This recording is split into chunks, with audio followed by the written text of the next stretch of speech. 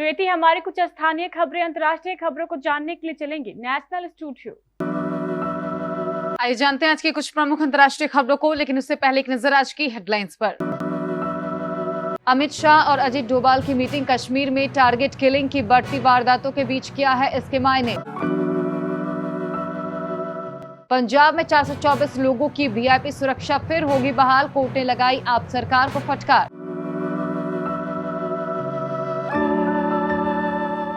कांग्रेस अध्यक्ष सोनिया गांधी हुई corona positive.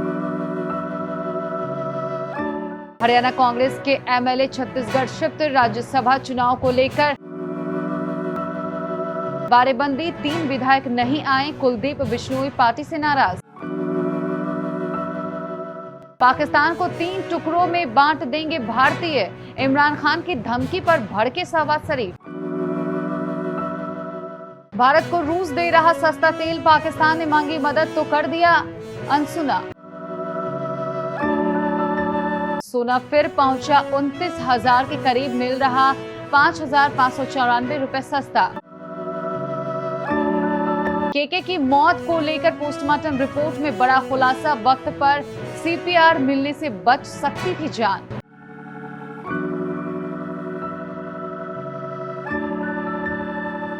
और श्रेयस अय्यर ने खरीदी मर्सिडीज एसयूवी कार, कीमत जान हो जाएंगे हैरान।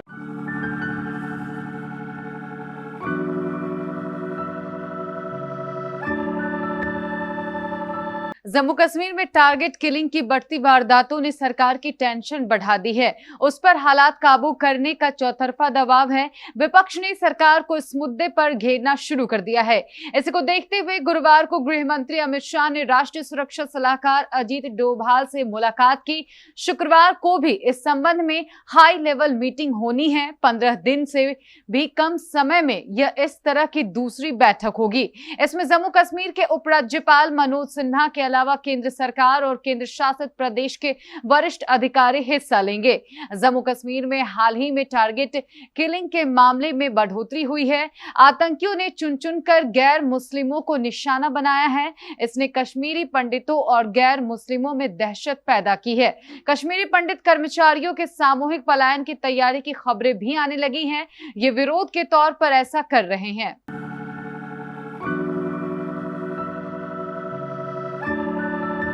पंजाब में सिंगर सिद्धू मूसेवाला की हत्या के बाद उनकी सुरक्षा को हटाए जाना बड़ा मुद्दा बन गया है। उनकी हत्या से एक दिन पहले ही पंजाब सरकार ने 424 लोगों की सुरक्षा वापस ली थी, लेकिन अब कोर्ट द्वारा पंजाब सरकार को फटकार पड़ी है। इस बात पर भी नाराजगी जताई गई है कि सुरक्षा वापस लेने वाली लिस्ट लीक कर दी गई।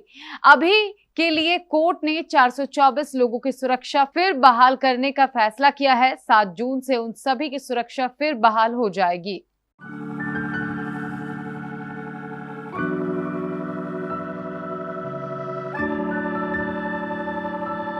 कांग्रेस की अंतरिम अध्यक्ष सोनिया गांधी कोरोना महामारी की चपेट में आ गई है।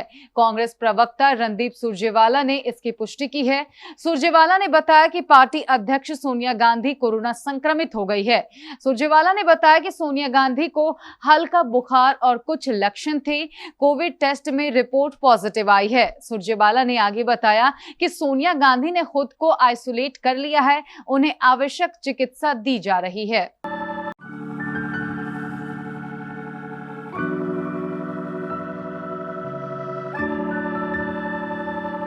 जम्मू कश्मीर के कुलगाम में आतंकवादियों ने एक बार फिर से कायराना हरकत को अंजाम दिया है। घाटी में सुरक्षा बलों द्वारा चलाए जा रहे अभियानों से बौखलाए आतंकियों ने एक बैंक मैनेजर की गोली मारकर हत्या कर दी। मृतक बैंक मैनेजर का नाम विजय कुमार बताया जा रहा है। मृतक इलाकाई देहाती बैंक में बतौर मैनेजर काम करते थे। उन्होंने कुछ दिन पहले ही यहां नौकरी ज्वाइन की थी।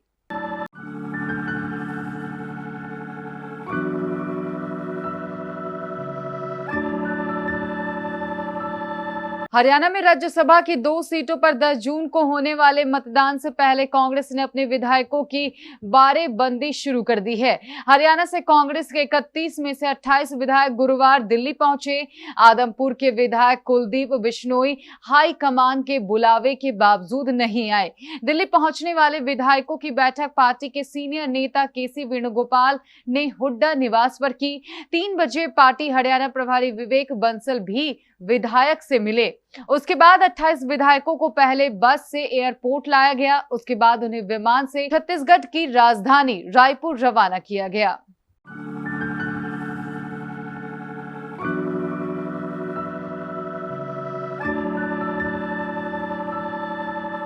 इमरान खान के पाकिस्तान के 3 टुकड़े होने के बयान पर प्रधानमंत्री शहबाज शरीफ बुरी तरह से भड़क गए हैं। शहबाज शरीफ ने कहा कि पूर्व प्रधानमंत्री इमरान खान देश के खिलाफ खुली धमकी दे रहे हैं और सार्वजनिक पद के लिए अयोग्य हैं। उन्होंने पाकिस्तान के बंटवारे की बात करने पर इमरान खान को चेतावनी दी। शहबाज ने कहा कि इमरान खान सीमा रेखा पार करने की कोशिश न करें। इससे पहले इमरान ने दावा किया था कि भारतीय थिंक टैंक बलूचिस्तान को अलग करना चाहता है।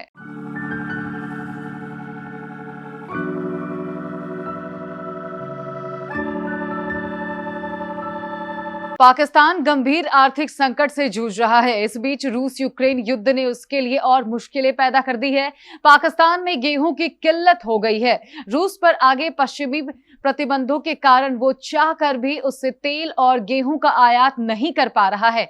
पाकिस्तान के वित्त मंत्री मिफ्ताह इस्माइल ने मंगलवार को कहा कि पश्चिमी प्रतिबंधों ने रूस और यूक्रेन से गेहूं खरीदना पाकिस्तान के लिए मुश्किल बना दिया है।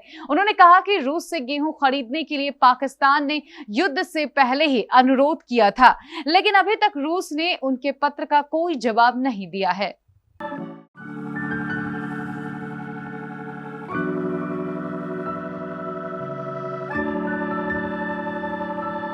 अगर आप भी शादी ब्याह के सीजन में सोने या फिर सोने के गहने खरीदने का प्लान कर रहे हैं तो आपके लिए अच्छी खबर है। इस कारोबारी हफ्ते के तीसरे दिन एक बार फिर सोने के साथ साथ चांदी की कीमत में भी गिरावट दर्ज की गई है। इस गिरावट के बाद सोना एक बार फिर 51,000 रुपए प्रति 10 ग्राम और चांदी 61,000 रुपए किलो के नीचे पहुंच गया है। इतना ही नहीं, सोना अपने ऑल टाइम हाई से तकरीबन 5600 और चांदी 19,000 रुपए सस्ता मिल रही है।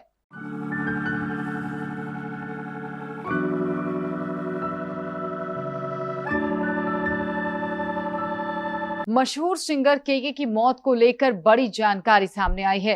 केके की पोस्टमार्टम रिपोर्ट में बताया गया है कि अगर वक्त पर उन्हें जरूरी इलाज मिलता तो उनकी जान बचाई जा सकती थी। रिपोर्ट में कहा गया है कि अगर सिंगर को सीपीआर दिया गया होता तो जान बच सकती थी। जब तक वो अस्पताल पहुंचे तब तक काफी देर हो चुकी थी। बता दें कि केके के होठ और उनके माथे पर चोट के निशान पाए गए थे, जिसके बाद तमाम तरह की अटकलें लगाई जाने लगी। लेकिन पोस्टमार्टम रिपोर्ट में यह साफ हो चुका है कि मौत की वजह हार्ट अटैक थी। इसके बाद ऐसे तमाम थ्योरी पर फुल स्टॉप लग गया। लेकिन डॉक्टरों ने बताया कि वक्त पर सीपीआर मिलने से लाखों लोग के चहेते केके को बचाया जा सकता था।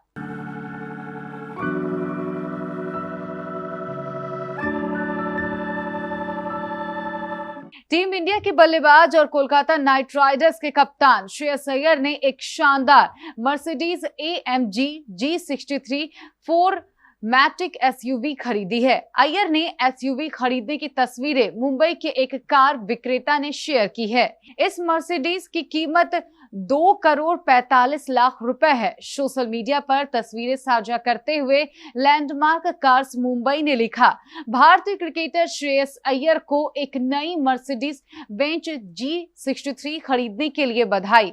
हम स्टार परिवार में आपका स्वागत करते हैं और आशा करते हैं कि आप इस स्टार को चलाने में उतना ही आनंद लेंगे जितना हमें आपकी कवर ड्राइव देखने में आता है।